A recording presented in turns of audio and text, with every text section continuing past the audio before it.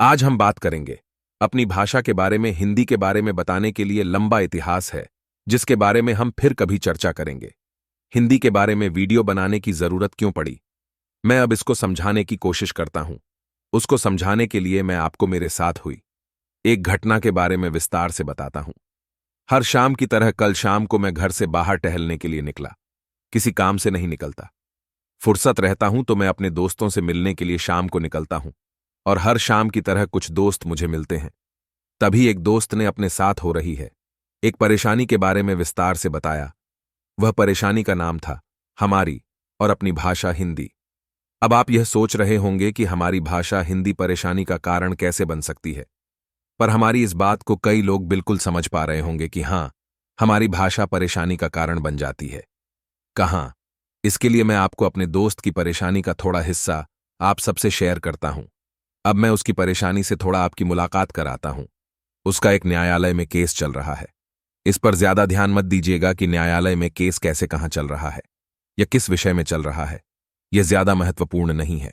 पर केस में परेशानी किस बात की आप पड़ी है, भाषा की, वह आपको समझना जरूरी है, क्योंकि इससे किसी की भी मुलाकात हो सकती है। यह आप सब बिल्कुल जानते हैं। जब मेरा दोस्त अपनी हर पेशी में न्यायालय जाता है तो मेरे दोस्त का वकील, जो उसके विषय को न्यायालय में रख रहा है, दूसरी साइड जज, जो उसके उस विषय को सुन रहा है, तीसरी साइड, जो एक तीसरा वकील, जो उसके उस विषय को खारिज कर रहा है, तीनों के बीच जो बात हो रही है वह हमारी भाषा हिंदी पर नहीं होती, वह होती है इंग्लिश पर। आप समझ गए? वह हमारी भाषा हिंदी नहीं होती, वह होती है इंग्लिश। शायद यह बात हम में से बहुतों को जानकारी में होगी, पर फिर भी हम इस बात को बहुत आसानी से अपनी नजरों से हटा देते हैं कि कौन सी यह प्रॉब्लम हमारी है। आप मेरी बात थोड़ा गंभीरता से सोचिए। मान लीजिए आपको अपनी भाषा हिंदी बहुत अच्छे से आती है, पर आपको इंग्लिश नहीं आती, और कल को आपका कोई केस न्यायालय में जा पहुंचा। मैं नहीं बोल रहा हूं ऐसा कभी किसी के साथ हो, पर फिर भी जरा सोचिए, क्योंकि न्यायालय में जिस भाषा का उपयोग होता है वह भाषा इंग्लिश होती है, हमारी भाषा हिंदी नहीं होती। अब जज, वकील और जो आपके सामने वकील है, तीनों के बीच जो बहस हो रही है वह इंग्लिश भाषा में हो रही है। अब आप वहां पर सिर्फ खड़े हैं एक रोबोट की तरह, क्योंकि आपको उन तीनों के बीच क्या बात हो रही है जरा सा भी समझ नहीं आ रही, क्योंकि वह आपकी भाषा में बात नहीं करें। अब आप जरा इसको सोचिए कि आपके विषय को आपसे बेहतर उस जज के सामने कौन रख सकता है। आप खुद, कोई दूसरा इंसान आपकी बात आपसे बेहतर कभी रख ही नहीं सकता। तो आप और हम सबको यह बात समझने की जरूरत है कि क्या हमको अपनी भाषा बदलने की जरूरत है? तो क्या फिर हमको उस भाषा को बदलने की जरूरत है जिस भाषा की वजह से हमारी भाषा का स्तर नीचे जाता जा रहा है और किसी और देश की आई भाषा ने हमारी भाषा की जगह ले रखी है? अगर आप यह सोच रहे होंगे कि यह सिर्फ एक उदाहरण जो काफी नहीं है आपको यह समझने के लिए, तो आपको यह भी समझना होगा कि यह सिर्फ एक जगह नहीं है जहां इंग्लिश में अपना दबदबा बना रखा है। जब मैं आपको एक दूसरे उदाहरण को लेकर आपको समझाने की कोशिश करता हूं, भारत सरकार ने हमारे गांव या नॉर्मल फैमिली में रहने वाले लोग हैं, उन सबका खाता बैंक में खुलवा रखा। कई योजनाएं भारत सरकार ने चलाई जिसके द्वारा हमारे गांव में रहने वाले लोगों या मिडिल क्लास के लोग जो शहर में रहते हैं उनका खाता बैंक में खुलवाया। अब आप एक बार बैंक जाइएगा और वहां देखेगा कि जो भी फॉर्म बैंक द्वारा दिया जाता है, या फिर आपको बैंक में पैसे जमा करना है या वहां से पैसे निकालना है, वह गांव के जो लोग हैं वह अपना फॉर्म किसी और इंसान से भर आते हैं। क्यों? क्योंकि वह इंग्लिश भाषा में ज्यादातर होता है। एक दो जगह की बात नहीं कर रहा, मैक्सिमम टाइम इंग्लिश में होता है।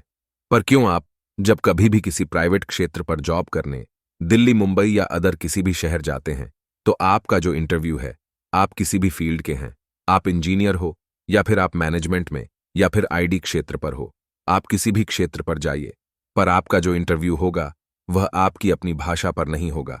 आपको सिर्फ इंग्लिश भाषा थोप दी जाएगी। एक नया शहर से आया एक लड़का, जो यूपी का हो सकता है, बिहार का हो सकता है, तमिल का हो सकता है, केरल का हो सकता है, भारत कई भाषाओं का एक संग्रह। आप यह बात समझ रहे हैं? तो क्या हर भाषा के जो निवासी हैं, क्या उसको सिर्फ इंग्लिश आना जरूरी है? क्यों उसका इंटरव्यू सिर्फ और सिर्फ इंग्लिश में लिया जाता है? क्यों उसको अपनी भाषा बोलने की पूरी आजादी इंटरव्यू में नहीं होती? कुछ तो आप और हम ही होंगे जो कभी ना कभी इंटरव्यू लिए होंगे, और इंग्लिश बोलने वाले को हम ज्यादा महत्व देते हैं, जबकि जो अपनी भाषा हिंदी या अदर किसी भाषा में जवाब तो दे रहा होगा, वह हमारी नजर कर इतना अच्छा नहीं होता जितना इंग्लिश बोलने वाला होता है। और मैं आपको और भी प्राइवेट क्षेत्र या सरकारी क्षेत्र के बारे में विस्तार से बता सकता हूं, जहां इंग्लिश भाषा का अपना एक दबदबा सा है। हिंदी या हमारी ही भाषा में बोली जाने वाली कई भाषा के जो लड़के या लड़कियां हैं, उनको बहुत सी प्रॉब्लम का सामना करना पड़ता है। हमको भी जरा सोचना होगा कि हम अपनी भाषा को इतना महत्व क्यों नहीं देते हैं। हम किसी और भाषा के पीछे इतना भाग रहे हैं, जबकि हमारी खुद की इतनी सारी भाषा है। अब आप में से कई लोग यह बोलेंगे कि यह एक इंटरनेशनल बोली जाने वाली भाषा है। कभी हमको अपने देश से बाहर जाना हुआ, यह हमको अपने देश का नेतृत्व ही करना हुआ, तो हमको इसी भाषा में ही जवाब देना होगा। वहां मैं आपकी यह बात से पूरी तरह सहमत हूं। अब आप भी मेरी एक बात का जवाब दीजिए। भारत में वह कौन सी जॉब है जो किसी को पहले दिन ही विदेश भेज देते हैं? आप ज्यादा मत समझो, मैं सिर्फ इतना समझाना चाह रहा हूं कि अगर कोई किसी जॉब में आ रहा है तो आप उसको इंटरव्यू अपनी पहचान को उसकी भाषा में बताने की पूरी आजादी दीजिए, क्योंकि भाषा कोई कोर्स किया, कोई किताब का हिस्सा नहीं है। यह एक बोली जाने वाली भाषा है जो हमेशा वातावरण के साथ हर आदमी सीख सकता है। आप उसको जॉब करने दीजिए, उस माहौल पर रहेगा तो 1 या 100 भाषाएं भी सीख सकता है। अब आप शायद मेरी बात समझ रहे होंगे। अगर नहीं तो आप ज्यादा नहीं, आप किसी भी नए एक प्रदेश में चले जाइए, चले जाइए है। आप वहां की भाषा बहुत आसानी से सीख जाएंगे। जहां पर किसी भी इंसान को अपने विषय में बात को रखनी होगी, वहां उसको उसकी भाषा में बोलने की इजाजत होनी चाहिए। अगर उसके लिए हमको कहीं पर संशोधन करने की जरूरत पड़े तो बिल्कुल हमको अपने लोगों के लिए संशोधन करना चाहिए, क्योंकि हमारा देश भारत एक लोकतांत्रिक देश है, और लोकतंत्र में जब उसकी भाषा ही नहीं होगी तो वह फिर किस प्रकार का लोकतंत्र होगा। यह बात हम और आप दोनों को बिल्कुल सोचना चाहिए और हमेशा ही अपनी भाषा को सर्वोपरि रखना चाहिए। अब मैं अपनी बात को समाप्त करता हूं। मिलता हूं किसी और विषय में, किसी और वीडियो में। हर हर महादेव।